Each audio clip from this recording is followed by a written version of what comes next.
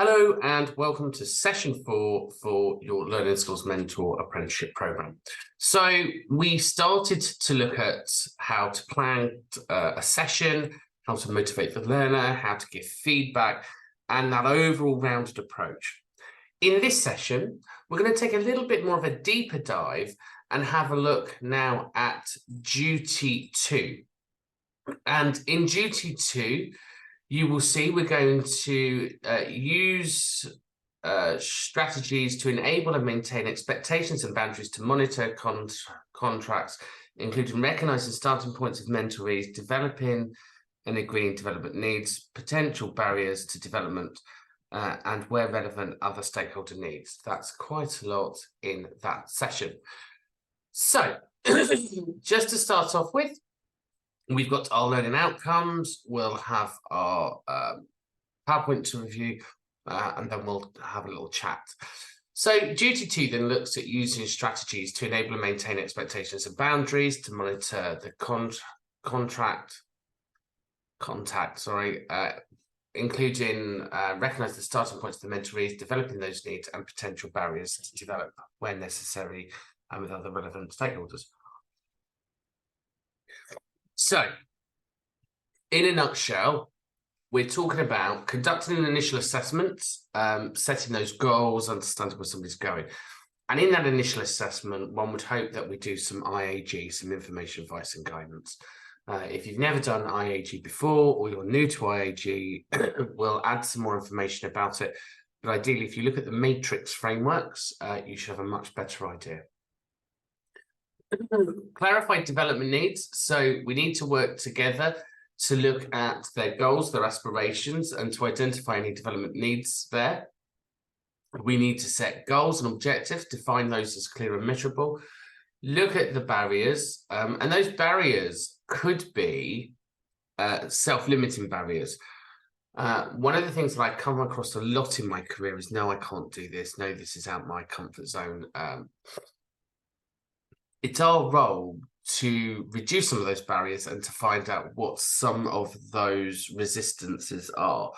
And that may be hidden disabilities such as dyslexia, autism, ADHD, or just the fact that they really struggle with learning because maybe they had a terrible experience at school. So it's our job to kind of become a bit of an investigator in that front. We need to establish those boundaries, involve others in the stakeholders if relevant. So if we are looking at referrals, so if we can understand what we're looking for with dyslexia or autism or ADHD, that might give us a starting point. Typically, if we think of dyslexia, we're thinking of broken sentences, mixing their capital letters and small letters, skim reading like I do, so you'll see that I skim read. I may miss words because the brain's just kind of jumping past it. And alternatively, when you look at their spelling, the spelling might be a bit of a giveaway that they're below where they should be. Remember, that's got nothing to do with intellect. None of these are intellectual disabilities. It's just to do with the process of learning and sequencing. So that's dyslexia. If we think about ADHD, they're normally unorganized, bit hyper, bit up, bit down, quite hard to follow in sentences sometimes. But don't forget, it's not just the classic ADHD you're looking for. There are 7 versions of ADHD. So if you're new to neurodivergence, it's really useful to have an understanding of those 7 types. There's an over-anxiety type where somebody is just so anxious they can't manage their day-to-day, right through to this hyper-classic bouncing off walls. And remember, that's in adults as well as children, because adults weren't just undiagnosed. And then we have autism. Autism, normal giveaways would be poor emotional regulation, a bit over, bit sensory overload. Again, stuck on one topic, unable to move. They go quite deep, become experts in their field in particular areas. So, and that's me just stereotyping, giving them an overview. That's not me giving you the DM5 or the ICD-11 criteria, but it gives you an idea of just some of the behaviours that you're looking for. And equally, they're all hereditary. So somewhere in their family, they will also have that. So when we talk to them and say, did your parents find it hard to study? And then what you tend to find here is, oh, my dad always got kicked out of class, or my mum's always been told off for talking too much. So it then starts to build this picture where you can kind of make referrals and recommendations. So we need to monitor progress and adjustments. So if we do identify a reasonable adjustment, if we do identify a learning or additional need, how are we going to adjust the program to meet their needs? So again, if you aren't familiar with digital literacy, I guess is the word now. If you're not familiar with digital literacy, there are ways around it. So for example, if I struggled to see this, I could just hit Control and plus on my keyboard, and that makes it bigger. Well, actually, I don't need to highlight. I don't know why I highlighted it. It's just Control and plus. So we don't need to create stuff that makes screens bigger or smaller. That has accessibility there.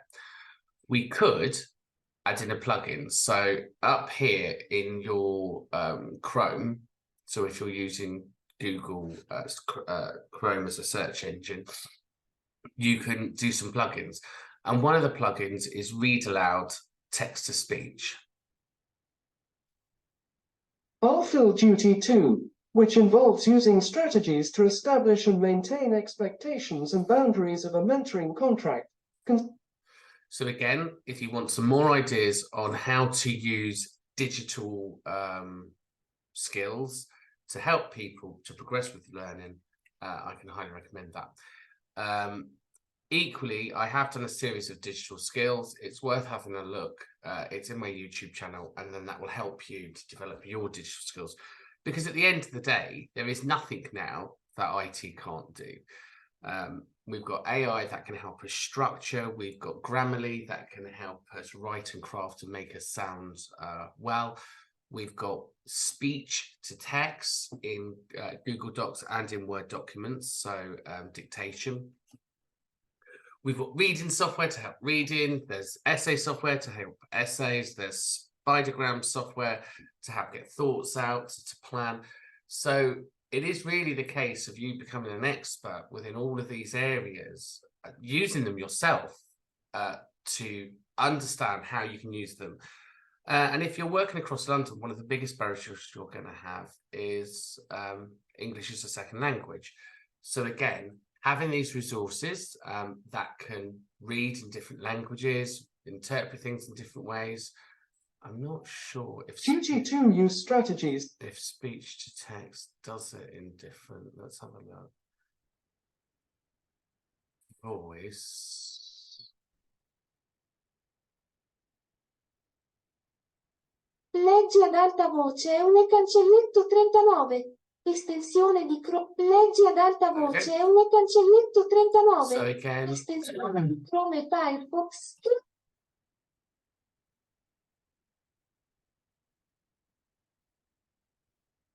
you might need to adapt. There you go. So I'll some additional things there. But anyway, you can see that you can go into different languages as well. So it's worthwhile having a play and looking at resources. So think about what the barriers are and try to overcome them. So again, one of the barriers that I faced in health and social care quite a lot of the time was accessibility, people finding time to get off shift to do it. And the reality is, we're never going to change that. It's a culture that you can't change because, and I don't want to be defeated on this, because ultimately care is unique in the way it's set up. It will always be patient first. So you only need somebody going off sick. You only need a disaster to happen, and carers will not attend training, not because they don't want to, because patients come first. And ultimately, I hear you then saying, but it's down to leadership and management. They should prepare for this. They should have more staff. Yes, they should. But where are they going to get them from? there's a national shortage. If they can't recruit and retain the staff that they've got, training becomes a lesser priority. This isn't rocket science. So we have to become flexible, because if we're not flexible, we run the risk of losing a generation of workers that aren't receiving the right teaching and learning, because we are in a unique set of circumstances now with social care. Increased cost of living, increased minimum wage, increased pension, increased sickness because of COVID, increased responsibility and duty of care, and in return, less pay for the service. That is, less pay from the council. So they're balancing all of this, and the last thing they need is us lecturing them about, you must let your staff attend this training. They know their duty of care, they know that that's what they need to do. However, we have to have a plan B for accessibility reasons. You know, if we want to improve care, if we want to improve the teaching and learning, then we need to work in those dirty, gritty places that needs our support, and not us going, but you can't fit our model of delivery, therefore we're not going to deliver. What we need to do is use innovation and technology. So creating online lessons, allowing that flexibility for people to learn at the right time of day for them, reaching those night workers that always seem to get forgotten, that then have to do a night shift and then sit on a day shift. And we're all sitting there going, this isn't appropriate, but we still allow it. It makes no logical sense. So what we need to start doing is, as educators, as mentors, is we need to understand the sector. We need to understand what people are going through. And we need to be more flexible, because at the end of the day, there is a reason that health and social care has one of the largest dropout rates in all education than other sectors. That's my soapbox moment done. Good. So encourage reflection and feedback, maintain flexibility, and then, you know, just maintain those high levels of standards. So if we look at duty 2, this book covers some basics. So we've just got kind of the starting points, developing a plan, looking at barriers, working with mentorees, etc. So that's for you just to have a little look at and read. Remember, if you struggle with reading, it's not a problem. Just highlight the text, go to the plugin, and it will read it to you. So let's look at some of those barriers that people are facing. So within this, we want to recognize what a mentoring contract is. We need to recognize the starting point, develop, agree development needs, address those potential barriers, identify stakeholders, establish boundaries, maintaining that mentoring relationship, effective communication, active listening, and so on. So, welcome to obviously session 2. Mentoring is a powerful tool. We already established that from duty 1. It's important to approach this because we need to set those clear expectations. We need to set clear boundaries. And we need to do it from the beginning. So both the mentor and mentoree can benefit from a more productive and fulfilling relationship. And that's because if we understand the boundaries, if we understand the working relationship, we're able to use that. Understanding a learner's goal and motivation is a really powerful tool. And what I mean by that is, if you know why somebody's doing this training, right, so why are you doing this course? Oh, my manager told me to do it. Well, we know that they're not going to be highly engaged. So the next question is, why are you in care? Why do you work in care? Oh, I like working with people. Okay. And do you think that when you work with people, you have a responsibility to give them the best possible care you can? Yes. And how do you do that? How do you keep yourself upskilled to know that you're delivering the best possible care? Oh, I need to attend training. So you can lead the horse to water. Or alternatively, if we know that they want to progress and they want to be a nurse, when we're going through the program, and, you know, I've been there as well when I was doing my nursing degree, 12 months in of a 3-year program, it just feels like it's never going to end. Just never going to end. And you hit that brick wall and you go, what is the point? What am I doing this for? Because you forget And being able to sit down with somebody and then go, right, do you remember your goals? Your goals, you're doing this because. And I know it seems weird trying to explain to me you're doing this because, but we lose ourselves in the journey because it can become quite overwhelming. And if we know somebody's goals and aspirations, it helps us to do a U-turn with that and pull them back. So looking at a mentoree contract is a written agreement between a mentor and a mentoree. It outlines the expectations, goals and boundaries and the relationship. It enables clear goals, communication, feedback and accountability for both parties from the onset. So in this goal, or in this arrangement, you can talk about deadlines, you can talk about mutual respect. Now, whilst you just heard me do my soapbox about we need to be flexible, we need to be understanding, we need to be this, there is a thing called professional boundaries. So I can be flexible, I can be understanding, but what I can't be is sympathetic to people that can't meet deadlines. So at the end of the day, in your contract, in your agreements, you're going to say, look, I'm going to need work by this date. Now, that is a mutual agreement based on respect and trust. If the person isn't able to meet that deadline, they have a professional responsibility to inform you. It's not difficult. Look, Steve, I'm really sorry. I've had 3 late nights. I've had to do 3 night shifts. I'm just not going to be able to meet this deadline. Can I extend this for another 4 days? Fine. You've come to me with a problem. You've come to me with a solution. You've come to me with a new agreed deadline. Yes, I'm happy to meet that. That's the flexibility I'm talking about. What isn't fair or reasonable is we arrange to meet up and I go, right, hi, let's say Bob, nice to see you today. Let's review where we're at. Oh, I haven't done my work. Why haven't you done your work? Oh, I've been really busy. And at that point, that's when we lose people, because ultimately that's what shows a lack of respect, a lack of togetherness, and a lack of professionalism. So it is about the case of setting those clear boundaries. It is the case of setting those rules, if you like, and to work towards them. We need to recognise the starting points, for the mentoree. And that's because there isn't a one-size-fits-all approach works. And I've seen different tools over the years. I've seen self-assessment where you tick, yes, I can do this now, I can't do this just yet. I've seen on a scale of 1 to 10, I'm here at the start of my presentation, but I'm here at the end. That measures progress.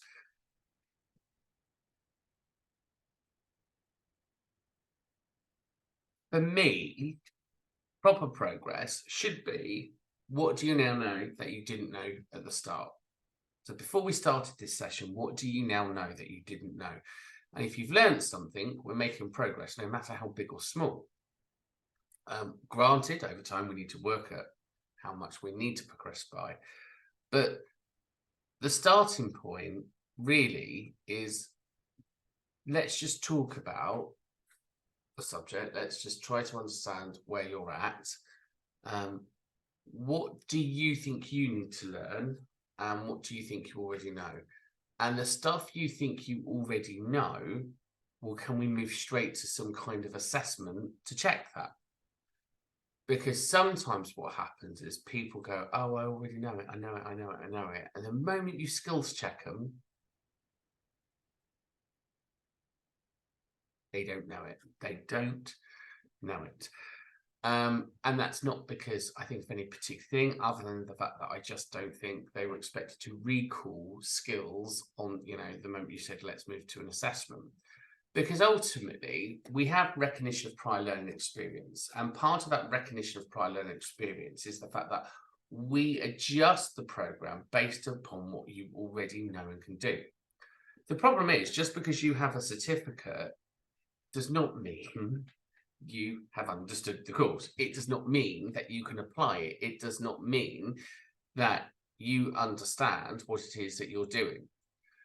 It's my job, if I'm signing you off as competent, it's my job to test the evidence. So if we do a skill scan, if you say, look, I don't need to do safeguarding, I've done a safeguarding course, here's my certificate, ultimately what you're telling me is you're ready for me to test your knowledge.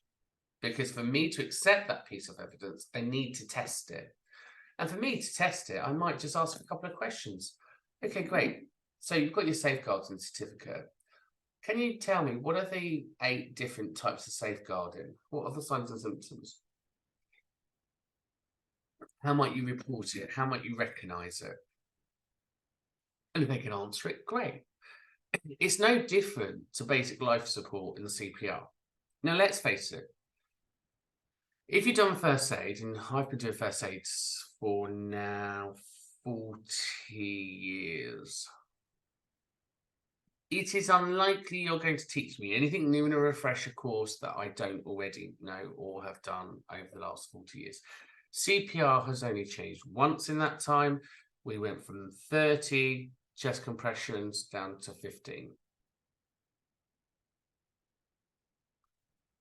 Why do I need to sit on a whole refresher day on how to perform CPR when it is part of my job,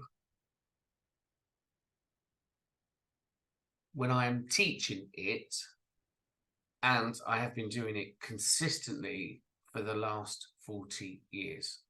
What is it you think I'm going to benefit from that learning activity?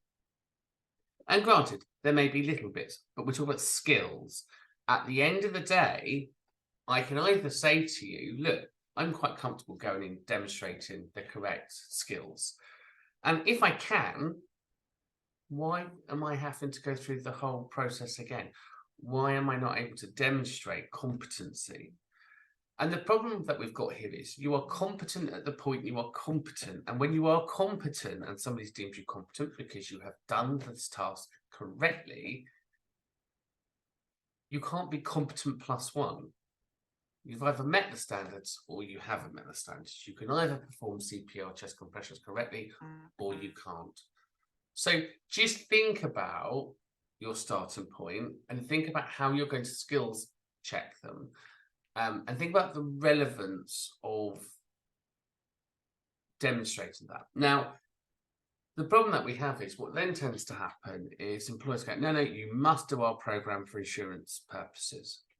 Fine. So we do your program for insurance purposes. We sit there for 5 days of our life. We go through exactly the same curriculum, exactly the same learning that I did in my last employer, because we've got no flexibility, no recognition of prior learning, and you're not going to recognize what I already know.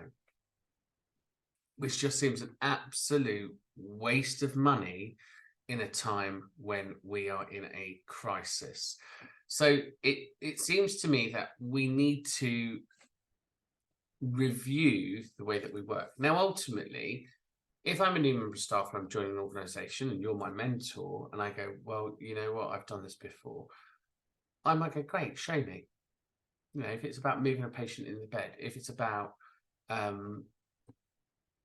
I don't know, cleaning, decontamination, show me. Great, let's just sign those off. Send that. And as you're doing the task, tell me what you do, tell me why you're doing it. So agreed development needs. We need to identify and agree those development needs. They're crucial steps in success. So again, if you've got the care certificate from one employer, it's meant to be transferable. However, what I then see is carers go, oh, I've got my care certificate, and then they're being made to redo it again and redo it again if they move to another employer. The problem that we have with that, we dilute training and education. We make it become this product which seems worthless. What's the point of me doing it if no one's going to recognise it? So again, if you've got a certificate or a qualification, then in the agreeing the development needs stages, rather than me going, right, I need you to attend a 5-day skills for care training course, I may say, okay, what I'm going to do is I'm going to do a skills test with you. I'll watch you wash, dress and feed somebody. I'll watch you do this. And if you can do the skills, great, I can sign you off. If you can't do the skills, we need to go back to basics. I'm going to ask you questions throughout. So, Steve, I've just watched you wash your hands. Why did you do that? If you can answer the question, great. You've obviously got the knowledge. Me putting you through the same bulk of learning that you've done 15 times isn't going to improve anything. It's not going to make the outcome any better. It just causes frustration, and then people get bored and drop out. So potential barriers to development. So there's lots of reasons why we have potential barriers: time, policy, economic, political, financial, lots of reasons why we've got potential barriers. It is definitely worthwhile having that discussion with a mentoree. So, okay, we're on this program. This is the journey we're going to travel. Do you see any reasons why you can't do this? Have you got a holiday booked in? Yeah, I've got a holiday. Great. Oh, and then I'm going away for 6 months. I started an apprenticeship with somebody a while back, and then I said, you know, have you got any potential barriers? Oh, yeah, I'm moving away. Is it worthwhile you starting this program? So just look at those barriers. If you can help the mentoree to overcome them, great. And that may be things like time, confidence. Great, that stuff we can work with. So just think about that. Other stakeholders. So who needs to be involved in this mentorship agreement? So do we need support from the managers, your line managers, your supervisors? Just think about how we're going to involve other people to develop this agreement and overcome those barriers. We already talked about setting clear boundaries. So for example, if we talk about time, I have a real problem with time, because I don't see why, if I can be there on time, I expect other people to be there on time. And you might have a time boundary such as 10 minutes. So if you're late more than 10 minutes, we're going to have to reschedule. And that's not necessarily because I'm being mean, but that's because I'm not sitting here all day waiting for you, because actually I've got lots of other people to see and do. And if you don't feel the need to turn up on time, then I could be waiting all day. So there has to be that boundary to go, well, look, because ultimately I would expect you to be 10 minutes early, not 10 minutes late. So in my eyes, you're now 20 minutes late. Because nobody should turn up late for a session of learning, because it's just disrespectful, unless they've got a really valid reason. So establish those clear boundaries and establish those consequences for them. Work in relationships. So think about the relationship. Think about how you're going to support them. And again, as you go through the journey with them, it can be a highly rewarding journey. But during your meetings, you know, make sure that you're giving them all your time, that you're not being distracted, that you are able to listen, to understand. You've got that active listening skill set. You're nodding, you're making notes. Don't be on your phone. Don't be answering your emails unless it's for them.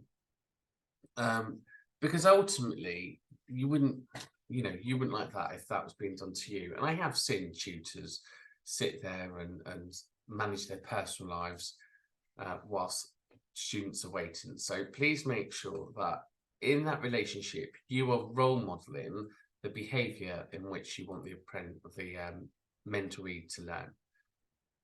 We've already spoken about effective communication, so being clear and concise, and we've already spoken about active listening in duty 1. So again, just remember that's part of those boundaries. And then we spoke about giving and receiving feedback. Ultimately, it is about building trust. We need to make sure that we have a trusting relationship, because ultimately, if you do not trust me as your mentor, the relationship is going to break down quite quickly, because nothing's going to go in. If you don't trust me, if you don't believe in me, if you don't like what I've got to say, then you're not going to listen. It just falls on deaf ears, and the relationship breaks away. And the problem is, you're not going to like everyone. I get that. We're not going to like everyone. But what we should be doing is putting ourselves out there to build that trust, to make it a better journey for them, and to show that, you know, we're human too. Challenge assumptions. Assumptions obviously can be dangerous in relationships, and they can be harmful, especially in a mentoring relationship. Mentors may assume that the mentoree has certain skills and knowledge, and we've just spoken about that, haven't we? Just making sure that you challenge those and you deal with that in the politest of ways. And if we challenge assumptions, we have a more open and transparent relationship. Managing the expectations is crucial. So I have some people that push me quite hard, say, Steve, I want to get this done quickly. And I have others where I'm having to drag, kicking and screaming. Ultimately, as I keep saying to people, it's down to you. You're the adult learner. If you want something, you have to make it a commitment. You have to make it something that you're prepared to drive for. Because ultimately, there's one of you, there's one of me, but there's 30 or 40 of you that I'm working with, or even 300 in some cases. So we need to make sure that we are promoting this independent point of working. Dealing with difficult situations is crucial in a mentorship relationship. So you are the one that's going to have to talk to them about achieving milestones, not achieving milestones. And I tend to call it tough love at sometimes, where, look, sometimes we just have to put the gauntlet down. We have to be a bit more assertive. We have to say, look, this is the journey that we've got to travel together. And unless we work this journey together, it's not going to work. And, you know, I can be sympathetic, I can be understanding, but equally, I should be able to be honest with my mentoree. And it's that honest and frank conversations that really help progression. So when I give feedback, when I talk to people, and I generally say to them, how do you want me to give you your feedback? So for me, I don't really do the fluffy bit, because I know what you're doing. I know you're trying to build me up into a praise sandwich. You're trying to say something nice, then you're going to go for my area of development, then you're going to try and say something nice again. I would rather you just go, look, Steve, that looks great, but this bit, try and work hard for that. Give me more time about the development and less time for me about what I've done well. That's my preference. However, I absolutely appreciate some people learn the other way around. Some people learn better through, okay, so if I did that well, why did I do that well? Some people learn far better that way. So again, I tend to ask people, say, look, how do you want me to have these conversations? How do you want me to structure this? And that goes back to the learner being at the center of their own journey, right? So me tailoring this to meet their needs. And by doing that, we create a positive mentoring environment. Because I'm meeting your needs, you can see that I'm respecting you. Because I'm setting the boundaries, you can feel safe. Because we're not dealing with assumptions, we have an open and honest relationship. So all of this is about creating that relationship. We obviously know the benefits from a well-managed mentoring relationship works on both sides. We know that if we work well with our mentoree, they're going to feel positive, and vice versa, and they'll achieve their goals. So in conclusion, we've discussed the importance of establishing and maintaining expectations and boundaries when mentoring. Looking at those contracts, the tool helps create a clear understanding between the mentor and the mentoree. It can lead to a much more successful mentoring relationship by recognizing the starting point and identifying development needs and considering the needs of other stakeholders. Effective communication, such as active listening and giving feedback, building trust, and challenging those assumptions, managing expectations, and dealing with difficult situations are all key skills these mentors should develop to ensure a positive mentoring environment. So a well-managed mentoring relationship can have many benefits, both to the mentor and the mentoree, including increased job satisfaction, improved performance, career advancement. We encourage you to take action and establish a mentoring contract with your mentoree, and committing to maintaining clear boundaries throughout your mentoring relationship. Good. Some references, and we're not going to cover those. Let's go back. So we've now established the importance of how to establish a mentoring contract. Obviously, one of the things that I'm going to want to see from you is your mentoring contract.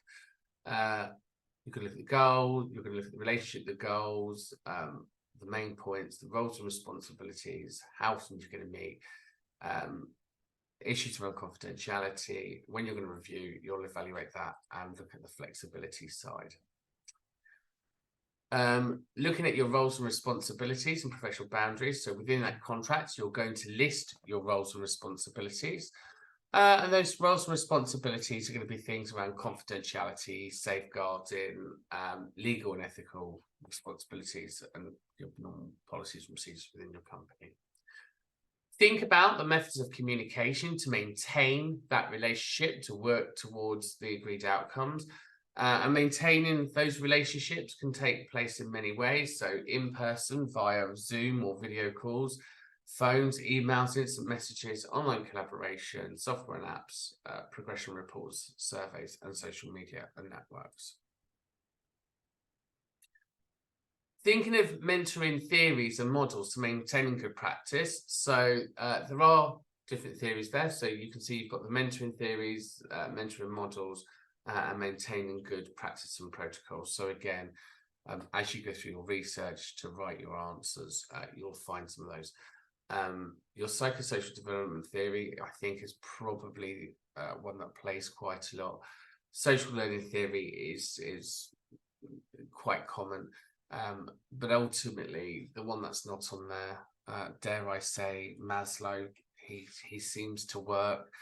His theories are quite straightforward on that whole hierarchy of needs. So, and everyone seems to remember Maslow. Thinking about your organizational legal requirements, so how you're going to store and record, how you're going to maintain, how you're going to limit, how you're going to deal with all of that. So just think about that process as well. When we look at the starting point for the mentoree, obviously we're going to do your initial assessments, initial diagnostics. You're going to do skills and knowledge assessments. So that's what we said at the very beginning of that presentation. Look at the RPLE piece. You know, if their CV says they've been doing this for 10 years, I said, it goes, great, so you're the expert, you show me. You know, and I always go, there's no rights or wrongs here. I just want to see what you can do. Great, you can do that, you can do that, you can do that, you can do that, you can do that. Once they've demonstrated, what else are you going to see? He says. Review the performance 360s, goal setting, remove those barriers, looking at cultural and social factors. So lots of things there to consider with barriers and remove those. And then finally, moving on then, looking at evidence-based practice to inform your own research. So obviously your roles and responsibilities as a mentor is to make sure that you are providing the best possible source of evidence, that you are up to date with your knowledge and practice, and that you are able to guide your mentorees to sources of evidence. So be that NICE guidelines, be that CQC, whatever is the relevant guidelines there. We then move into the skills. So the skills then are literally establishing and maintaining contracts with mentorees. So you're going to be observed over time. You're going to be reflected on how you do this, but ideally what we want to see here is how you set those goals and objectives, how you define those roles and responsibilities, how you agree those boundaries, how you set those expectations. So this is down to your organization's paperwork. If you have a good contract, technically what you're going to do is you're going to put the contract on the table. You're going to say to the person that let's run through this. And what I would suggest you do before we do any role plays or looking at how you maintain those relationships, just have a look at your mentoring contracts and see if they align to what's on here.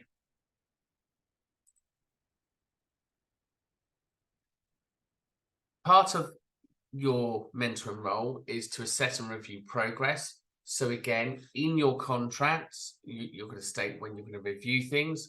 So we want to see, what does that review look like and what do your action plans look like? So throughout the mentoring journey, once the mentor has achieved a milestone, how are you checking that progress has taken place? Are you skills testing? Are you observing? And then how do you revise that action plan? Are you just signing a book, signing things off, or are you going to go back and plan, do review? Equally, when you review and you collect the evidence, so whether you're collecting evidence via observation, witness testimonies, professional discussions, how are you checking that evidence? So what is the process that you're going through? How do you know it's valid, safe, fair, and reliable? Equally, with maintaining those records around confidentiality, so part of my role will be to observe your mentoree progress or processes, please make sure that you get consent for me to observe them. So we'll want to have a look at a couple of your mentorees. We'll want to look at the contracts. We'll want to look at the plans and the agreements that you've got with them. And we'll want to look at those confidentiality agreements and those policies. But most of all, I want to see some kind of statement to say that it's okay for me as a third party to look at those resources. Implementing the tools and techniques to help towards agreed outcomes. So overcoming those barriers that we talked about, you can use a range of tools and techniques. So again, you can see on this page, we've got lots of different tools and different techniques that you're able to use. There's no rights or wrongs here. It's whatever you're comfortable with. But during your one-to-ones with a mentoree, we should be seeing goal setting and action planning as standard. But then we might get to a point where you've got somebody and you, maybe lack of confidence, maybe they're a little bit nervous, but ultimately I want to see how you're going to build them up. So that might be a SWOT analysis. So looking at a strength-based approach. What are your strengths? What can you already do? Your weaknesses becomes, this is something we can work on. Your opportunities are, how can we build upon those? And your threats are the barriers. What can we do to overcome them? As I said at the beginning of this presentation, digital skills is really important. So mind mapping works really well. There's new software online that can help you do mind maps. They can just get people to mind dump stuff to help unpick their brain and achieve their goals.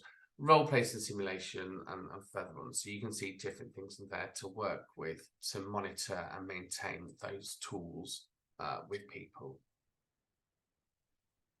Once you've established and used the starting point, you're going to agree those outcomes for that mentoree. So when we look at the goals, what is it that you're mentoring against? So what I'm interested to see as your mentor or your teacher on this program is, what is your framework of delivery? Are you delivering RQF qualifications, regulated qualification framework qualifications? Are you delivering all in-house trained trainer?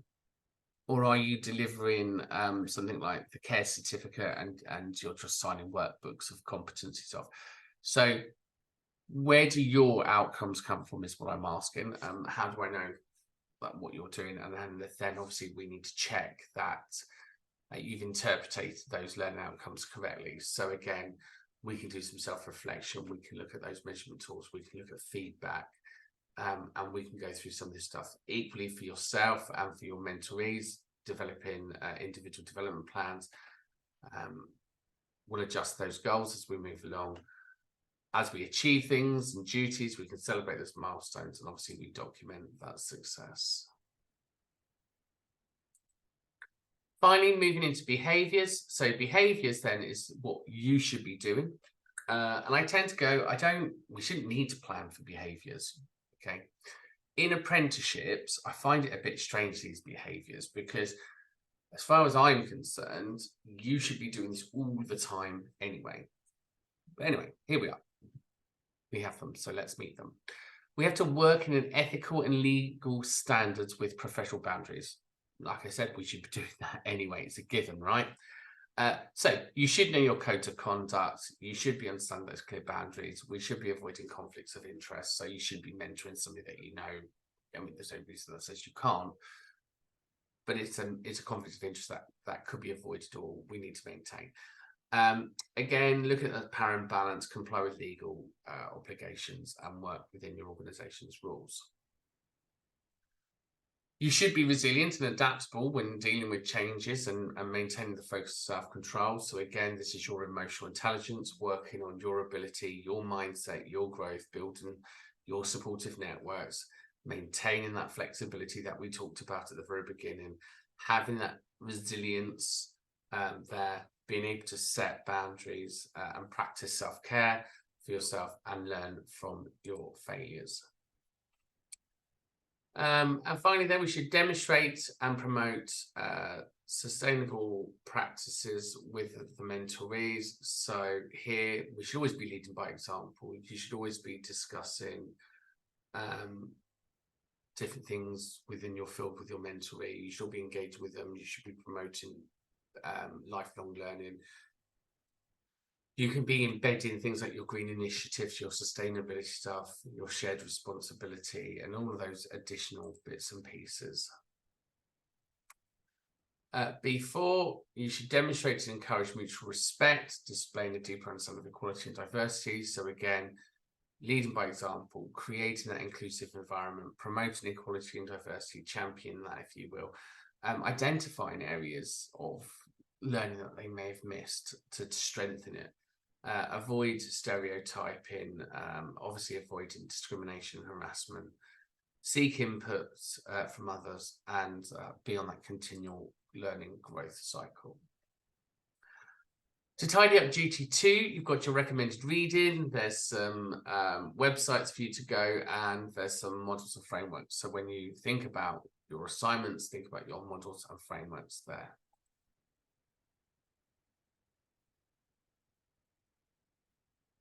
So that's the end of duty 2.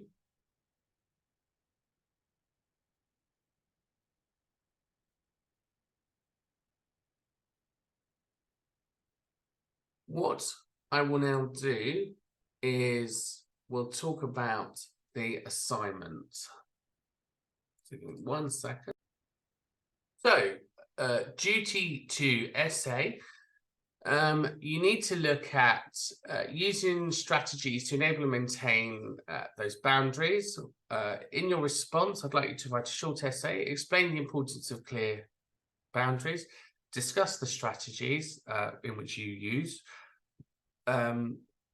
describe the process for establishing those, analysing the barriers, explore the role of the stakeholders, and provide a case study to illustrate what you do. So, for example, when we talk about case study, that could be a reflective account. So it's in 2 parts here. The first part is kind of essay for 1 to 5, and then 6 is a reflective account, and that reflective account is a real life example, you talking about what it is you do within your role. So